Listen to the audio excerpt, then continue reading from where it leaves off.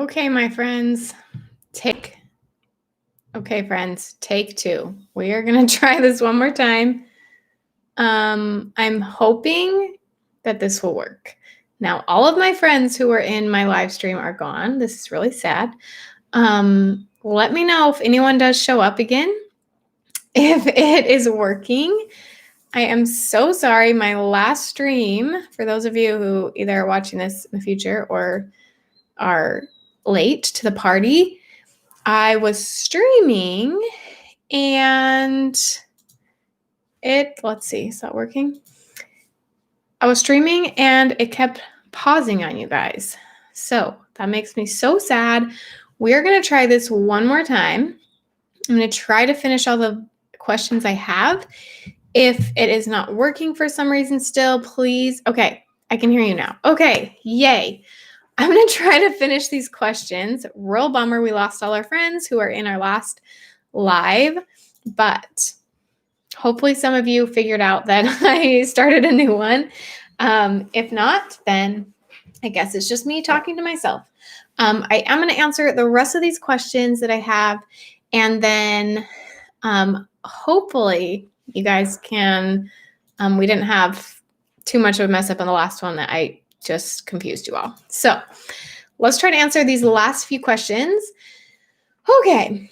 I love your channel. I'm just starting out. So just starting out with her own channel. It would be great if you gave me some advice on how to push myself. I want people to be aware that it's not weird to feel weird. That's our normal. Okay. So you guys that follow me here on Instagram, YouTube, not Instagram, on YouTube, and Instagram, know that I just like to share my life with chronic illness. I like to share that it's possible to still be happy with chronic illness, that you can still do all the things you want to do while living with chronic illness. And that is like a huge part of what I like to share, is that you can have your own normal. It doesn't have to be the normal of what everyone else has. So this person wants to share her story. I believe it's her story with fibromyalgia, if I remember right. And so she's sharing her own YouTube channel about life with fibromyalgia. So here I'm just going to share my YouTube advice if anyone wants to start a channel, or for this friend who's asking for advice on starting a YouTube channel, is first of all to be consistent. And in order to be consistent, normal people just say, okay, every Friday I'm going to post a video, and every Thursday I'm going to edit the video. Wednesdays I'm going to film the video. Like, they can set it up like that. When you have a chronic illness, it's a lot harder. I actually have a whole course on productivity with chronic illness, and that's actually how I structure my days, is in that course. But kind of just, I don't know, a little tidbit of what I do here on YouTube is that I'm always prepared in advance. So like, I have multiple videos on my channel that are done and they're scheduled to go out on a certain day. I like to always be at least 2 weeks ahead on my videos because I never know how I'm going to feel. But I like to be really consistent with you guys. I like to get my content out Monday, Wednesday, Friday. At least that's how we are right now. In the future, it might be, once I have the baby, I think I might do 2 days a week. Because, baby. But for now, my commitment is Monday, Wednesday, Friday.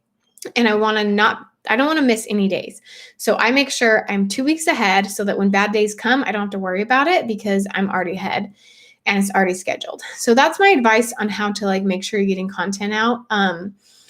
Let's see, my advice to push myself, I would recommend not pushing yourself too hard when it comes to starting a YouTube channel or whatever it is you guys want to do. If it's something different, if you want to, I don't know, write a book, you want to start a business or whatever it is, I would advise not pushing yourself too hard. Like, do something you can do. Like, I started doing 2 videos a week because I knew I could do that just because I had a lot of free time when I started my channel. I didn't think I'd ever be able to get to where I'm consistently doing 3 videos. And so I didn't try to push myself to that point when I started. So don't try to push yourself too hard. Start with 1 video a week. Start every other week. Start with something that you can do. And then my cat in the background. And then in time, you'll be able to do more. And I wouldn't worry too much about the quality of your videos or anything like that right now. I would just get the information out that you want to get out. If you go back to the beginning of my channel, I started a little over a year ago. My videos were terrible. My videos were absolutely terrible. Like I had no idea what I was doing.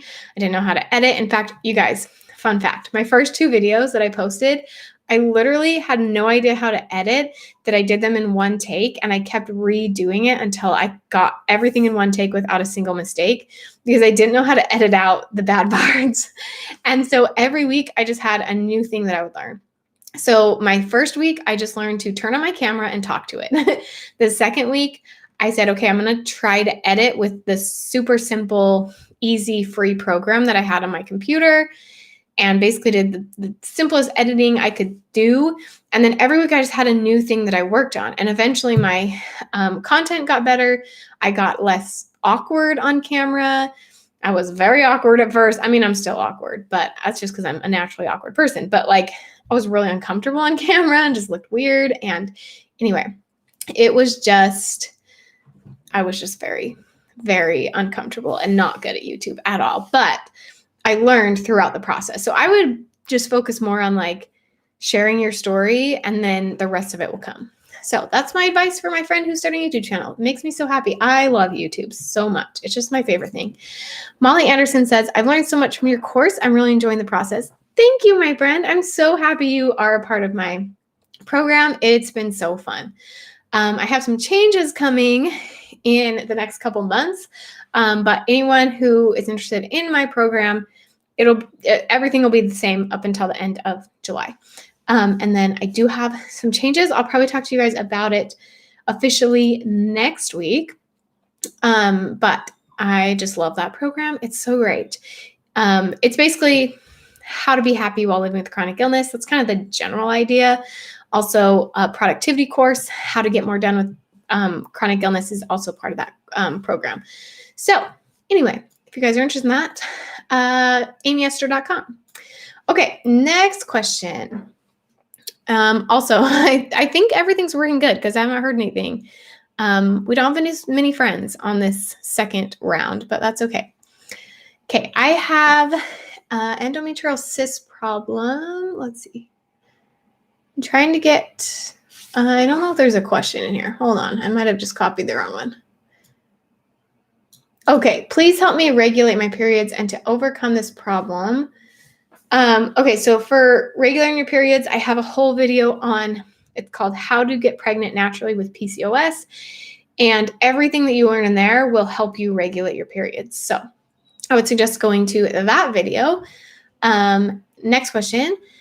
Hello, Amy. This is one of your YouTube followers. I'm always listening to your illness stories. I'm going through the hardest time in my life. I've been diagnosed with pan-gastritis, a type of chronic gastritis, since last year in July. But going through all medications, there is little or no improvement. Oh my gosh, you guys, this baby just jabbed me so hard. If you didn't know, I'm hugely pregnant. Anyway, sorry, getting distracted. But going through all medications, there is little or no improvement, and I'm still in horrible pain. I don't know what to do. Please, any advice or suggestions? So, is that loud? I'm going to shut this window. We have so many distractions today, you guys. So, sorry. It's just been a distracting day. Okay, so help with gastritis, medication's not working. So, something that I've noticed with GI issues for me is that I have not found a single GI medication that has helped me. None of them have helped. I haven't found a single supplement, and I have tried so many of both, but none of them seem to help. If I take a medication that helps even a little bit, I have worse side effects from it. So I would say, in my experience with stomach issues, is that I don't really like medications for them. If they work for you, by all means, do it. But this person's saying that they are not working. So I would suggest getting on a diet. So gastritis, I would get on a diet for stomach ulcers. Stomach ulcers and gastritis are pretty similar.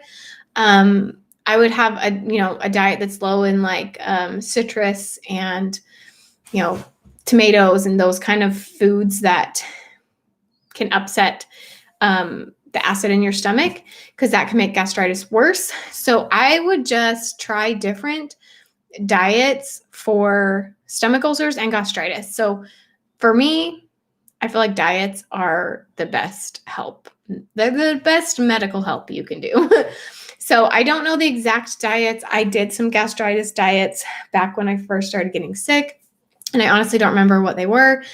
So I would just Google best gastritis diet and try the first one you see. Try it for a couple weeks. If it doesn't work, find another one. That would be my advice, is just try, if the medications aren't working, try some diets. And then if you're still having problems, let me know. I'll see if I can think of any other things to help you with. Okay, I had 2 questions today that were very similar. Do you know what causes your migraines? And someone else says, do you feel like POTS causes your migraines, or do they just happen? So what causes my migraines? I have actually got migraines since I was in high school, which is before my POTS symptoms started. So I would say that POTS doesn't cause my migraines in itself, but I think when I'm having a POTS flare, I'm more likely to have a migraine as well, if that makes sense. So I think POTS makes my migraines worse, but I wouldn't say that POTS causes all of my migraines either. So basically, lots of things cause my migraines. So the main thing that caused them in high school was stress. I was in a lot of stress with some things going on when I was in high school. And I just had like literally migraine like every single day. It was awful. So stress makes my migraines a lot worse. When I don't sleep well, I get a migraine. If I'm on a computer too long, if I'm wearing glasses that are too small, sometimes if I wear my glasses too long, like more than just a couple days, I need to put on contacts. Sometimes wearing glasses too much gives me a headache or a migraine. Usually I have a headache that turns into a migraine. Sugar causes some migraines. I think nightshades give me migraines, which are tomatoes, potatoes, those kind of things. I usually get migraines when I eat nightshades. What else? We talked about stress, heat. If I'm too hot, I get migraines. If I am slouching over a lot, I get migraines. If I don't get massages very often, I think I have really bad posture and I work on it, but I'll get migraines from that. If I don't exercise enough, I get migraines. There's a lot of reasons I get migraines. So POTS does not necessarily cause them, but I do think that my POTS also makes them worse, because if I'm not getting blood flow up to the top of my head, then there's some problems there. Heat gives me migraines instantly. Yeah, seriously, heat makes my migraines so bad. Okay. Sorry, I was answering. Someone in the live chat said that. So if you're watching this, you're like, what is she talking about? I was just reading what someone said in the live chat. Okay. The next one says, how do you deal with family expecting you to be out and about? I do. Oh, do you deal with family expecting you to be out and about? I do. And it's stressful. Yes. I totally understand that. My cat is, you guys watching this? Anyway. Yeah, I feel like I have a lot of people in my circle, friends and family, that expect me, bug in my face, that expect me to do more than I can do, or they just don't understand my chronic illnesses. I have a lot of people that, like when I had my daughter, I had people in my neighborhood brought us meals and they would ask me, like, do you have any diet specifications? And I would be like, yeah, actually, could you just give me plain like meat, salt and pepper only, meat and vegetables? Like, that's what I said. And like, please don't add any sauces, because it was just easier for me to say like what I could have than what I couldn't, So I was like, hey, can I get this just super easy, meat and vegetables, if you want to bring me a meal? And people would be like, okay, yeah, sounds great. And then an hour before they came, they'd be like, so are you okay with cinnamon? Are you okay with like this sauce? Are you okay with this? And I'm like, no, just bring me a salt and pepper piece of chicken and some vegetables. Like, you don't need to make it fancy. And people just don't understand who don't, live the way we do. They really don't understand. And so something that I did is, so she's saying, how do you deal with family expectations? So what I do is I lower my expectations of my family. So, and friends or anyone who is wanting to help. So if, my family and friends, I used to expect them to understand what was going on. I'd expect them to, if I told them, these are the things I can eat, these are the things I can do, then they wouldn't invite me to things that I couldn't do. They wouldn't, have food at events that I couldn't eat, right? I used to expect that people would live up to my expectations. And when I stopped doing that, that's when it stopped being an issue for me. I no longer felt like I didn't feel like I needed to deal with my family, expecting me to go somewhere. They would say, hey, we're going to this place. My family goes camping and they're like, hey, we're going to go camping in the middle of July. And they know what makes me sick, right? I've told them, but me expecting them to cater to my needs, that's what causes me problems. So instead I say, you know what, I'm going to see if I can make this work. Maybe I could come if I left for camping in the evening and I left for home the next morning before it got hot, I might be able to come. And I do my best to make it work for them, but I don't expect them to cater to my needs. I expect them to make the decision of what they want to decide, what they want to take me to, and then I'm going to make the choice for me. So if they say, hey, we're doing this thing and we expect you to come, I'll be like, oh, bummer, I actually can't come to that. And here's why. I'm sorry if you don't understand it. I really wish that I could come, but hopefully I'll make it to the next one. Or I'll say, hey, I am so bummed I can't come this year. If next year you did it, in May instead of July, I might be able to make it. I would totally love to.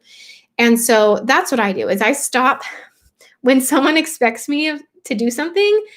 Instead of getting upset at them, I just stop having expectations for them. Okay. I hope that helps you, friend. Okay. Do you think humidity affects pain levels? I live in the South and whenever it's humid over 50, I feel awful. Yes, I live in Utah, so it's very dry here. But we went to DC and we actually went during a really good time. It was rainy. We had really good weather for DC and we actually went in the middle of July. And this was when my stuff first started, but I didn't know what was going on, so I didn't really know how to treat it. We went out there for a wedding. And the last day we were there was the most humid day I've ever experienced in my entire life. Because again, I live in Utah and it's super dry here. And I was so sick. So yes, I do think humidity can totally affect your pain. I was in so much pain. I think there's a lot of triggers that we have. I'm still finding triggers. Randomly, I'll be like, oh, I just noticed that when I'm in a big group of people, I start to feel sicker. And I think it's for me, kind of an anxiety thing. But it's just a random thing that I started to notice all of a sudden. Of course, not right now because, we don't really see a lot of people in big groups right now. But I noticed this 6 months ago or so. And so I just start noticing things. So I would definitely say there might be some triggers that you have that you don't even really notice right now. And then as the years go by, you'll start to see a pattern of things that trigger you. And I think everyone's different. But for me, humidity definitely does affect my pain, just like it does for you. Okay. And Molly says hers, humidity also affects her. Okay. Okay. One last question. And then, of course, if you guys have any in the live chat, we'll answer those as well. Oh my gosh, I am just so distracted today. My cat is going crazy. Okay, Amy Esther. So I got, let's see. Okay, so this person told me about, they found out they were pregnant. They told me their HCG levels. She was worried about having a miscarriage, and her HCG levels were increasing. So just so you guys know, if anyone is wondering, when you get pregnant, you have a hormone called HCG, which tells a pregnancy test you're pregnant. So that's what, when you pee on the stick, it's testing your HCG. And so what they look for when you get your HCG level tested at a lab. So with a blood test, they can actually tell you the number. Like, your HCG number is this. When they look at that, you'll get a number back, and it actually doesn't matter how high or how low it is. I've had pregnancies where my HCG was like 15 on my first go around. My last pregnancy, this one right now, my HCG was like 17,000 my first time going in. So it really can vary a ton. And like with my daughter, my HCG was super low. With this baby, my HCG was super high. With some of my miscarriages, I had pretty high HCG starting out. But the way to tell that your pregnancy is progressing is if the HCG is then doubling. So if you start out at 15 and then you get tested a couple days later and it's at 50, that's a great sign because it's going up, right? But if you get tested the first time and it's 600 and then the second time is 400, then that's a bad sign. So actually, the number doesn't matter at all. What matters is that every 2 to 3 days, you want to double your numbers at least. So anyways, that's what me and this girl were talking about. She sent me her numbers. They were definitely getting, they were going up, which is a really good sign, but she's still a little bit worried. And she says, so I'm feeling anxious because I'm not as nauseous as I was. Still has some of her other symptoms, but having some cramping, and I've been told that's normal, but I'm still nervous. Did your symptoms ever go on and off, is what she asked. So I just want to say, first of all, that once you've had a miscarriage, this is just what happens. You look at every little thing and think, oh my gosh, is this happening again? Oh my gosh, I didn't feel symptoms for 3 hours. Is this over? Right. And that, I feel like it's hard after you've had a miscarriage, because it's just hard not to think that way. If you see something that doesn't seem right, it's very stressful. And I do have a video about how I stay positive. And I know a lot of people have watched that and said that it really helped them to stay more positive after their pregnancy, or after their miscarriage with their next pregnancy. It's kind of a different way of thinking that I think can be really helpful. So you can look at that video if you want some more just like things to kind of calm yourself down and to stop worrying so much. That's kind of the main gist of the video, is kind of how to worry less when you after you've had a miscarriage. But what she's saying is, are your symptoms ever on and off? And what I just want to say is that everything in pregnancy can be normal. Your symptoms starting and then completely stopping can be totally normal. Cramping can be totally normal. Spotting can be totally normal. Being nauseous one day and then having that go away a few hours later, or anything, can be normal. And so honestly, just my advice is try your hardest to stop looking at the small things. Try to stop looking at the problems, and try to stop yourself from worrying too much. And what I talk about in that video, pregnancy after miscarriage, it is in the blue section. If you go on my YouTube channel, scroll down to the blue section. It's the first video in that section. If you do those things that I talk about in that video, it can help you kind of calm yourself and not be so stressed and worried about every little symptom and detail. And I know it's so hard because I did the same thing. It was really hard for me. I finally got to a place in my last 2 pregnancies, which my 2 pregnancies ago was a miscarriage. This one is still here. So totally opposite outcomes, but I felt the same throughout my pregnancy. However long it lasted, I felt calm. I felt unstressed. I just let life happen as it was going to happen. And I used the tips that I teach you in that video. So if you're interested in learning about that, go watch that video. And I also want to say I'm very sorry that you had a miscarriage. I hate that we even have to talk about this, but it's part of life and it sucks. So I will pray for you, but just do your best to stay calm. And I love you and I'm rooting for you. Okay, let me just double check that I don't have any more questions that popped up on Instagram or YouTube. Let me know, you guys, in the live Q&A if you have any last minute questions.